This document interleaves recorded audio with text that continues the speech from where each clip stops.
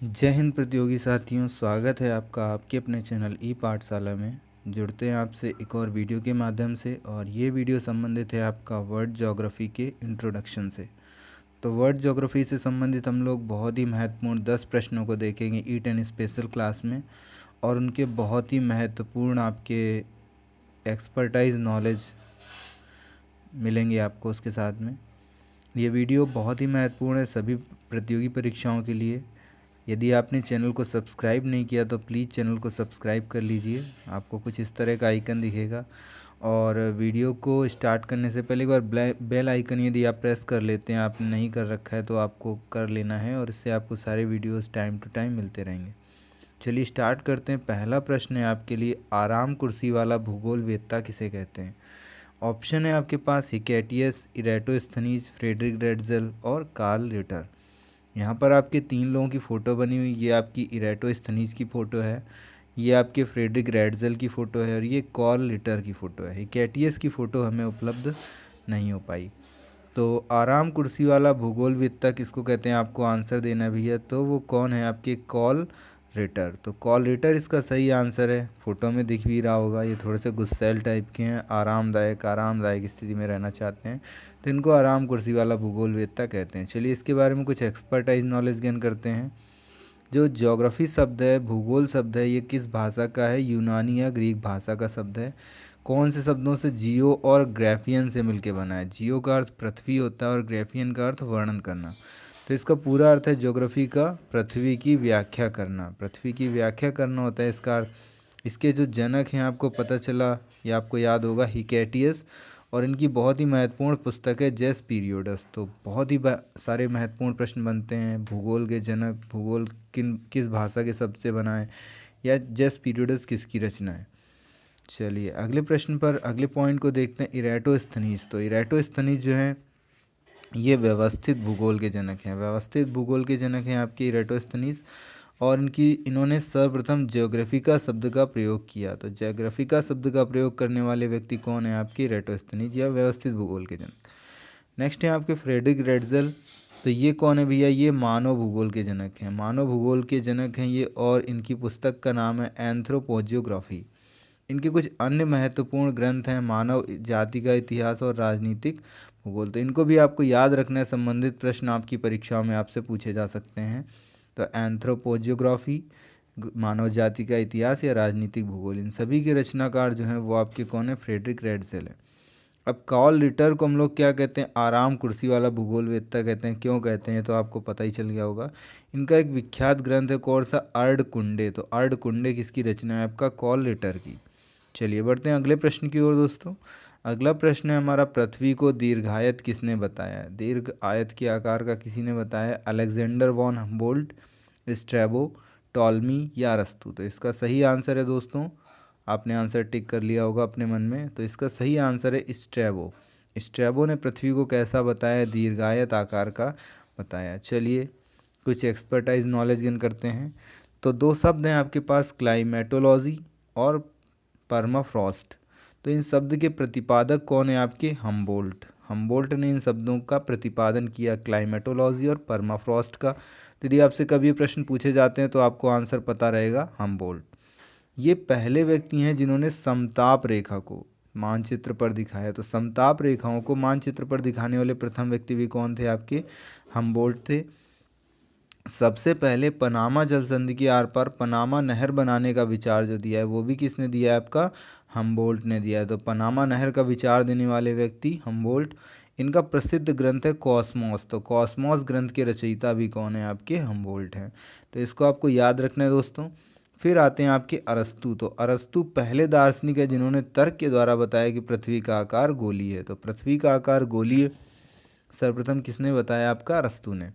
फिर टॉलमी की बात करते हैं। तो टॉलमी हमारे पहले विद्वान हैं जिन्होंने अक्षांश एवं देशांतर रेखाओं पर आधारित विश्व मानचित्र का निर्माण किया। तो अक्षांश और देशांतर रेखाओं पर आधारित विश्व मानचित्र का निर्माण करने वाले व्यक्ति कौन थे? आपके टॉलमी।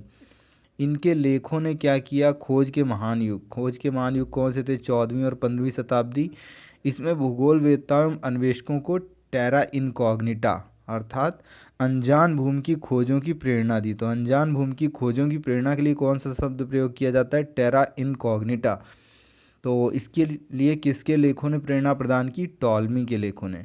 फिर इन्होंने ही विश्व मानचित्र पर भारत को दर्शाया। तो भारत को दर्शाने वाले प्रथम व्यक्ति कौन है? आपके टॉलमी हैं। जबकि भारत का प्रथम मानचित्र किसने बनाया? एनविले ने। कब बनाया? 1752 में। तो 1752 में एनविले ने भारत का पहला मानचित्र बनाया, जबकि विश्व मानचित्र पर भारत को दर्शाने वाले प्रथम व्यक्ति टॉलमी थे। स्ट्रैबो ने पृथ्वी को दीर्घायत बताया, ये आप प्रश्न में जान चुके हैं। चलिए कुछ फोटोज़ हैं, इनमें हम लोग जान लेते हैं कौन है। तो सबसे पहले जो व्यक्ति हैं ये कौन है? आपके हमबोल्ट हैं। दूसरे व्यक्ति बहुत ही महान व्यक्ति हैं आपके अरस्तु। फिर उसके बाद हैं ये जो तीसरे व्यक्ति, ये कौन है? आपके टॉलमी हैं। टॉलमी के बारे में आपने काफ़ी सारी जानकारी इनकी एक बार रिवीजन कर लीजिए। और स्ट्रैबो हैं आपके जो सबसे लास्ट में बैठे हुए थे, इन्होंने पृथ्वी को कैसा बताया? दीर्घायत बताया। चलिए बढ़ते हैं अगले प्रश्न की ओर। अगला प्रश्न है आपका व्यवस्थित भूगोल के जनक। तो यदि आपने पहला एक्सपर्टाइज नॉलेज अच्छे से पढ़ा हुआ है तो आप आंसर दे सकते हैं। ऑप्शन है आपके पास पॉलीडोनियस, इरेटोस्थनीज, मार्टिन बेहम और एनेक्सीमोडर। तो व्यवस्थित भूगोल के जनक कौन है? आपके इरेटोस्थनीज सही आंसर है आपका। चलिए कुछ एक्सपर्टाइज नॉलेज लेते हैं इसके बारे में। तो व्यवस्थित भूगोल के जनक इरेटोस्थनीज हैं, जबकि भौतिक भूगोल के जनक कौन है? पॉलीडोनियस। तो पॉलीडोनियस जो है वो भौतिक भूगोल के जनक हैं। फिर विश्व ग्लोब के निर्माता कौन है? आपके मार्टिन बेहम। तो मार्टिन बेहम जो है वो विश्व ग्लोब के निर्माता हैं।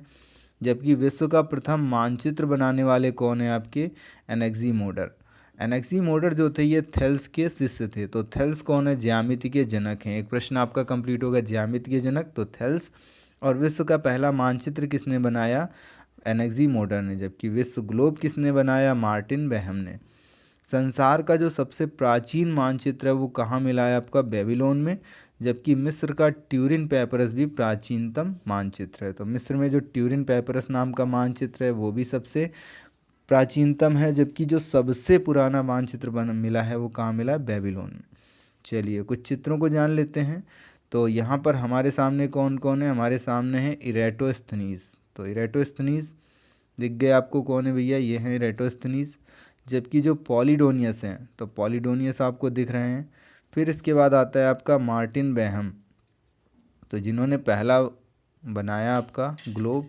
तो विश्व ग्लोब के निर्माता मार्टिन बेहम आपको चित्र में दिख रहे हैं। उन्होंने जो ग्लोब बनाया ये आपके सामने फिगर में है। तो ये ग्लोब है उनका बनाया हुआ, जबकि मार्टिन बेहम आपको फिगर में दिख रहे हैं।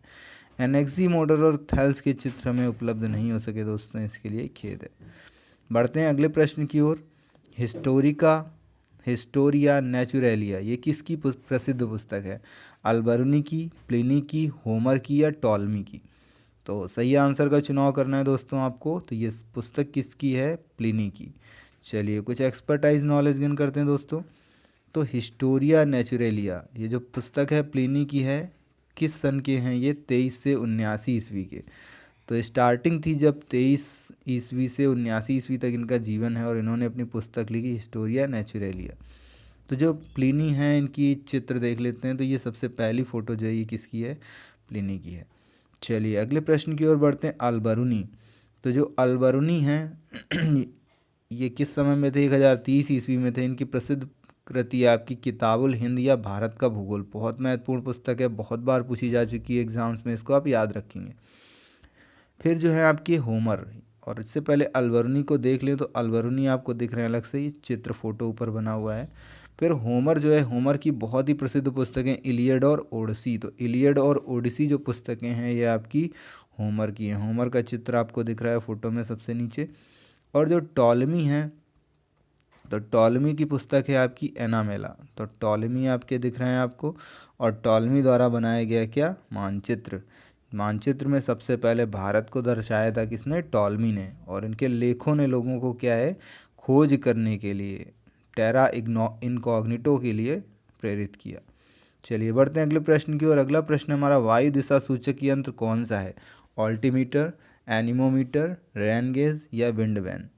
तो यदि आप थोड़ा सा कॉमन सेंस यूज करें तो आपको आंसर मिल सकता है। चलिए सही आंसर दे देते हैं आपको, विंड वैन इसका सही आंसर है। तो विंड वैन आंसर है। चलिए कुछ एक्सपर्टाइज नॉलेज गेन करते हैं। सबसे पहले जानते हैं आल्टीमीटर। तो आल्टीमीटर किसके लिए प्रयोग किया जाता है? आपका वायुयान में वायु दाब तथा ऊंचाई ज्ञात करने के लिए आल्टीमीटर का प्रयोग करते हैं। अब एनीमोमीटर, तो एनीमो फॉर एयर, एयर मतलब वायु की गति, तो वायु की गति जांच के लिए हम लोग किस यंत्र का प्रयोग करते हैं? एनीमोमीटर का। अब रेन गेज वर्ड में आपको रेन मिल रहा है मतलब वर्षा से संबंधित है, तो वर्षा मापी यंत्र होता है रेन गेज। इसको किस पे दिखाया जाता है? ब्यूफोर्ट स्केल पर। अब विंड वैन, तो विंड वर्ड मिल रहा भी है इसमें, तो विंड के लिए विंड का क्या दिखाएंगे? वायु दिशा सूचक यंत्र। तो विंड की दिशा, वायु की दिशा बताने के लिए विंड वैन, जबकि वायु की गति बताने के लिए एनीमोमीटर। फिर है आपका बैरोमीटर। तो बैरोमीटर तो आप जानते हैं बार ग्राफ मतलब वायुदाब, तो वायुदाब नापने के लिए बैरोमीटर। और हाइग्रोमीटर, तो हाइग्रोमीटर का प्रयोग किसके लिए प्रयोग करते हैं हम लोग? वायुमंडलीय आर्द्रता नापने के लिए। तो ये आपको बहुत ही कॉमन से हैं, अक्सर याद ही रहते हैं हम लोग को। एक बहुत ही महत्वपूर्ण मिल रहा है आपको ओक्टास। तो ओक्टास का प्रयोग किसके लिए करते हैं? मेघा आच्छादन की मात्रा, कितने बादल इस समय आच्छादित हो रखे हैं, लदे हुए हैं ना, तो उनकी मात्रा ज्ञात करने के लिए ओक्टास का प्रयोग करते हैं। चलिए बढ़ते हैं अगले प्रश्न की ओर।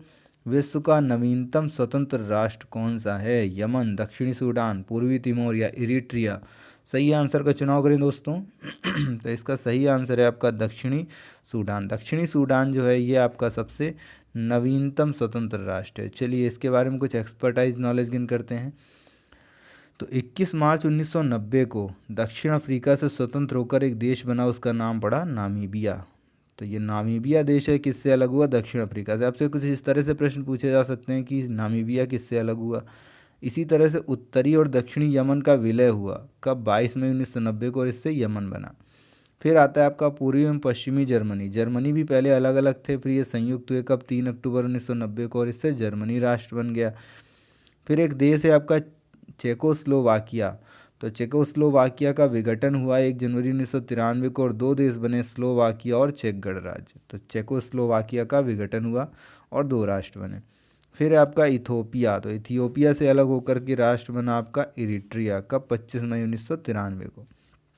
इंडोनेशिया से स्वतंत्र हुआ आपका एक देश 19 मई 2002 को, कौन सा? पूर्वी तिमोर या तिमोर लेस्ते। तो ये भी एक देश बना इंडोनेशिया से अलग होकर के। फिर है आपका सूडान। तो सूडान से अलग होकर के 9 जुलाई 2011 को देश बना दक्षिणी सूडान। तो ये विश्व का सबसे नया राष्ट्र है और यूएनओ का कौन सा सदस्य है? 193वां सदस्य बना।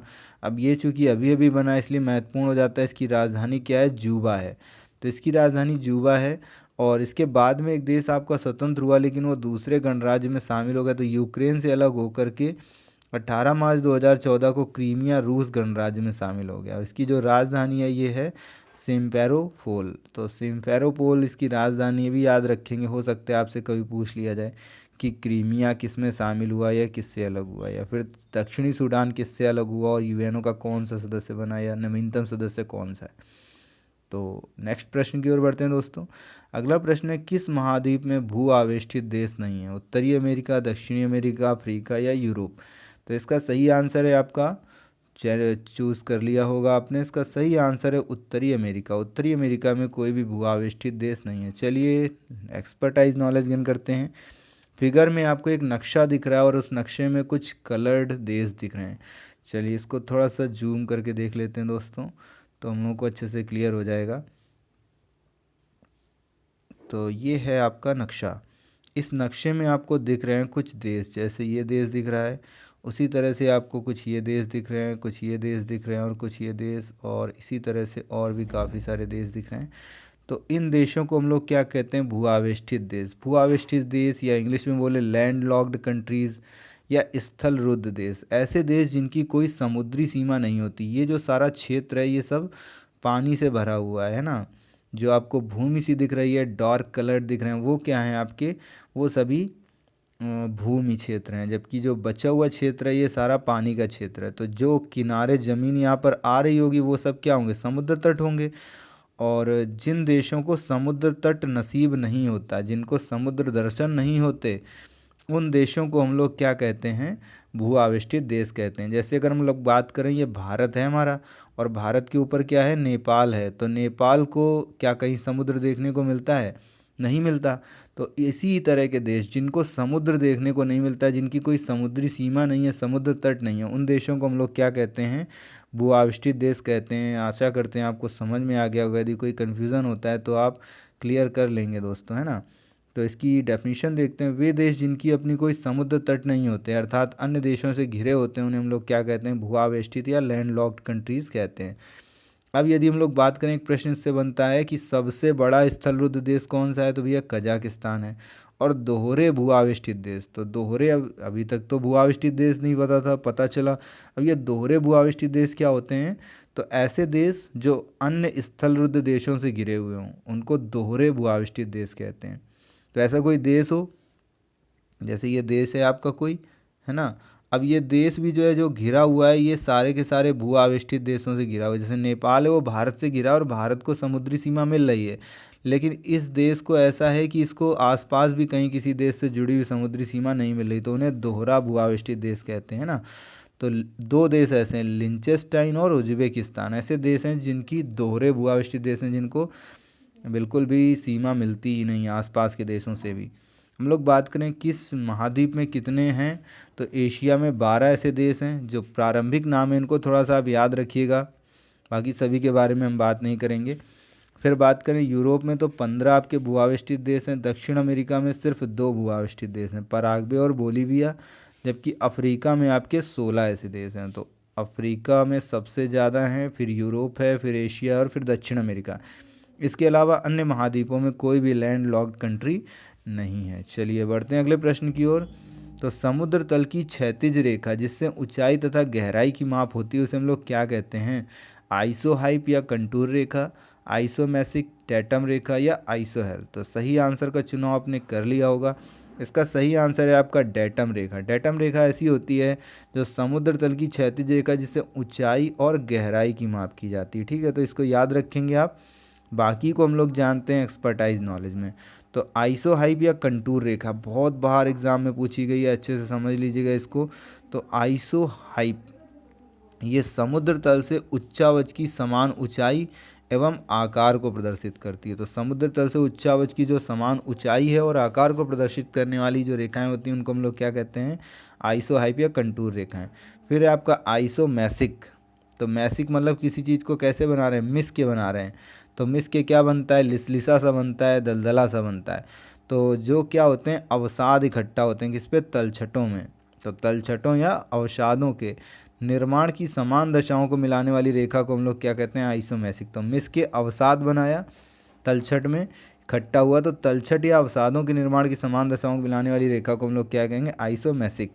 अब आइसोहेल, हेल मतलब नरक के समान हो जाता है। कब, आजकल धूप में बाहर जाना नरक के समान होता है। तो धूप से मतलब सूर्यातप। तो सूर्यातप के समान अवधि वाले स्थानों को मिलाने वाली रेखा को हम लोग क्या कहेंगे, आइसोहेल।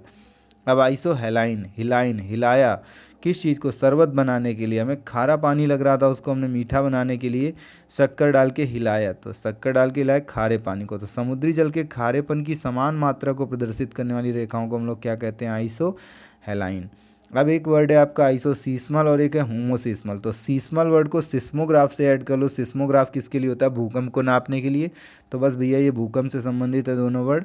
तो भूकंपीय तीव्रता की समानता वाले स्थानों को मिलाने वाली रेखा को हम लोग आइसोसीस्मल कहते हैं, और भूकंप के एक ही समय पर आने वाले स्थानों को मिलाने वाली रेखा को हम लोग होमोसीस्मल कहते हैं। तो घरों में आते हैं तो एक ही समय पर आने वाले स्थान मिलाए जाएँ तो होमोसीस्मल, और तीव्रता की समानता वाले स्थानों को मिलाया जाए तो आइसोसीस्मल। चलिए बढ़ते हैं अगले प्रश्न की ओर दोस्तों। अगला प्रश्न है, किसी प्रदेश में समान भाषा वाले स्थानों को वर्गीकृत करने वाली रेखा, आइसोग्लॉस, आइसोपाइकनिक, आइसोबाथ या आइसोथर्म। तो इसका सही आंसर है आपका, चूज़ कर लिया होगा आपने, आइसोग्लास। आइसोग्लास वो रेखाएं होती हैं जो क्या होती है, समान भाषा वाले क्षेत्रों को वर्गीकृत करने वाली रेखा होती है। समान भाषा, आइसोग्लास। अब एक्सपर्टाइज नॉलेज, कुछ और वर्ड क्लियर करते हैं। आइसोपाइकनिक, तो पाइकनिक को क्या पढ़ो, पिकनिक। पिकनिक पे लोग क्या होते हैं, इकट्ठा होते हैं भैया, भीड़ लगती है ना। तो लोगों की भीड़ या इकट्ठा, तो उसको आइसोपाइकनिक कहेंगे। तो भीड़ इकट्ठा मतलब जनसंख्या। तो मानव जनसंख्या के समान घनत्व को मिलाने वाली रेखा को हम लोग क्या कहते हैं, आइसोपाइकनिक। आइसोबाथ, बाथ मतलब नहाते हैं, नहाते मतलब समुद्र में। तो गहराई, तो समुद्र के अंदर समान गहराई वाले स्थानों को मिलाने वाली रेखा को हम लोग क्या कहते हैं, आइसोबाथ। बात करते हैं आइसोथर्म। तो थर्म मतलब थर्मामीटर, थर्मामीटर से तापमान नापते हैं, तो समान तापमान वाले क्षेत्रों को प्रदर्शित करने वाली रेखा को क्या कहेंगे, आइसोथर्म। अब आता है आपका आइसो बार। तो बार वर्ड है आपका, तो बार से क्या है, दाब नापते थे, वायु दाब नापते थे, तो वायु की समान स्थिति मतलब वायु दाब को मिलाने वाली रेखा को हम लोग क्या कहेंगे, आइसो बार। अब है आपका आइसोफाइट, तो ये आपको याद करना पड़ेगा। आइसोफाइट जो होता है समान ऊंचाई वाले वानस्पतिक स्थानों को मिलाने वाली रेखा को हम लोग क्या कहते हैं, आइसोफाइट। जबकि आइसोगोनल, तो आइसोगोनल जो है वो चुंबकीय झुकाव की समान स्थिति दर्शाने वाली रेखा होती है। तो बढ़ते हैं अगले प्रश्न की ओर, जो हमारा लास्ट प्रश्न भी है दोस्तों, जो संबंधित है आपकी सीमा रेखाओं से। तो उत्तर और दक्षिण कोरिया के मध्य सीमा रेखा कौन सी है भैया, 17वीं समानांतर रेखा, 24वीं समानांतर रेखा, 38वीं समानांतर रेखा या 49वीं समानांतर रेखा। तो उत्तर कोरिया और दक्षिण कोरिया के मध्य सही आंसर कौन सा है, चूज कर लिया होगा आपने, 38वीं समानांतर रेखा जो है वो आपकी उत्तर कोरिया और दक्षिण कोरिया के मध्य सीमा रेखा बनाती है। चलिए कुछ प्रमुख सीमा रेखाओं को याद कर लेते हैं, सिर्फ पढ़ते नहीं है, याद कर लेते हैं एक्सपर्टाइज नॉलेज के अंतर्गत कुछ ट्रिक के माध्यम से। तो जो 17वीं समानांतर रेखा है ये किस किस उसके बीच में है, तो 17वीं समानांतर रेखा एक साथ मिलके क्या करते हैं, जयकारा लगाते हैं, नाम लेते हैं भगवान का। तो नाम लेते हैं, नाम से वियतनाम। तो उत्तर और दक्षिणी वियतनाम के बीच थी आपकी 17वीं समानांतर रेखा, ये अब समाप्त हो चुकी है। तो जब वियतनाम का एकीकरण हो गया तो ये रेखा समाप्त हो गई। फिर आती है आपकी 24वीं समानांतर रेखा। तो 24वीं समानांतर रेखा जो है, तो 2-4 का आंकड़ा रहता है, हमेशा एक दूसरे के विपरीत रहते हैं, 2-4 विपरीत हैं। ऐसे कौन से देश हैं आपके, भारत और पाकिस्तान। ये 24वीं समानांतर रेखा भारत पाकिस्तान के बीच में है, कक्ष के रण में।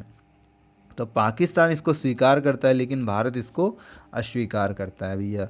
फिर है आपकी 38वीं, तो ये आपने पढ़ लिया। 38वीं समानांतर रेखा को हम लोग उत्तरी अक्षांश भी कहते हैं। तो ये किसके बीच में आपको पता चल गया, उत्तर कोरिया और दक्षिण कोरिया के बीच। फिर आता है आपका 49वीं समानांतर रेखा और 141 डिग्री पश्चिमी देशांतर रेखा। तो 49 और 141 सबसे बड़ी है आपकी। तो सबसे बड़ी रेखाएं आपके सबसे बड़े देशों के बीच में, कौन से देश हैं सबसे बड़े, अमेरिका और कनाडा। तो अमेरिका और कनाडा सबसे बड़े सबसे शक्तिशाली देश हैं। तो 49वीं समानांतर और 141वीं डिग्री पश्चिमी देशांतर यूएसए और कनाडा के बीच में। जो 141 डिग्री है ये आपकी अलास्का, यूएसए और कनाडा के बीच में। फिर आती हैं आपकी कुछ रेखाएं, हिडनबर्ग, मैगीनॉट, आर्डरनीसे और सीगफ्राइड। तो ये सभी रेखाएं तो आप ऐसे भी याद कर सकते हैं एक साथ कि ये जर्मनी से अन्य देशों के बीच में, या फिर चलो हम लोग याद करने की कोशिश करते हैं। तो हमने क्या किया, हिडन कर दी क्या, मनी, पैसा। किस में हिडन कर दिया, हिडन किया हमने उसको पोल में। तो ऐसे कुछ याद कर सकते हैं कि हमने हिडन किया पैसा या मनी पोल में। तो मनी और पोल के बीच में आपकी हिडनबर्ग, तो पोलैंड और जर्मनी, मनी को पोल में हाइड किया। तो हिडनबर्ग रेखा जर्मनी और पोलैंड के बीच में ये कब खींची गई थी, प्रथम विश्व युद्ध के समय निर्धारित की गई थी। फिर आपकी मैगी नॉट, तो मैगी मंगाई हम लोगों ने। तो मैगी मंगाने के लिए आपको क्या है, पैसा देना पड़ेगा, मनी देनी पड़ेगी। और फिर उसको कैसे खाएंगे, उसको फ्राई करके खाएंगे, उसको बना करके खाएंगे। तो मैगी को मनी से मंगाते हैं और फ्राई करके खाते हैं। तो जर्मनी और फ्रांस के बीच में मैगी नॉट किसके द्वारा खींची गई है, फ्रांस के द्वारा खींची गई है। फिर आपकी ऑर्डर नीचे, तो ऑर्डर करके मंगाते हैं, ऑर्डर करके मंगाया हम लोगों ने। तो कोई अच्छी सी चीज़ है ना, तो ऑर्डर करके क्या मंगाया, तो ऑर्डर करेंगे तो मनी देनी पड़ेगी। और क्या मंगाया, पोल मंगाया। तो ऑर्डर करके मनी से पोल मंगाया। तो ऑर्डर नीचे जो रेखा है वो पूर्वी जर्मनी और पोलैंड के बीच में। फिर है सीग फ्राइड, तो सीग फ्राई किया। तो सीग फ्राई करने के लिए हमें पहले क्या, उसको मंगाना पड़ेगा, ख़रीदना पड़ेगा। तो ख़रीदा का ऐसे मनी से, तो सीग फ्राइड मनी, और फ्राई किया तो फ्रांस। तो जर्मनी और फ्रांस के बीच में आपकी सीग फ्राइड रेखा, ये किसने बनाई, आपकी जर्मनी ने। कब बनाई, द्वितीय विश्व युद्ध से पहले। तो द्वितीय विश्व युद्ध से पहले जर्मनी ने बनाई आपकी सीग फ्राइड रेखा। फिर आता है आपका मैन रहीम, तो मैन क्या है, मैनरहीन है। अब मैनरहीन है तो वो फाइन तो नहीं होगा, अच्छा तो नहीं होगा। तो मैनहीम है, फाइन नहीं होगा, अच्छा नहीं होगा। और अच्छा नहीं होगा तो फिर लोग उससे क्या है, गुस्सा हो जाएंगे, रूठ जाएंगे। तो मैन रहीम मैनरहीन है तो वो फाइन अच्छा नहीं है, फिनलैंड फाइन अच्छा नहीं है और लोग उससे रूठ जाएंगे। तो सोवियत रूस, तो फिनलैंड और सोवियत रूस के बीच में आपकी मैन रहीम रेखा। फिर है आपकी ड्यूरेंट, तो ये तो भैया पता है आपको किसके किसके बीच है। ड्यूरेंट, मैकमोहन और रेडक्लिफ ये हम बताने वाले नहीं हैं। सिर्फ हम ये बताएंगे कि जो ड्यूरेंट रेखा है ये आपकी 1893 में सर मार्टिन एंड ड्यूरेंट ने निर्धारित की। मैकमोहन रेखा 1914 में सर मैकमोहन ने निर्धारित की। और जो रेडक्लिफ रेखा है ये आपकी 17 अगस्त 1947 को रेडक्लिफ ने निर्धारित की।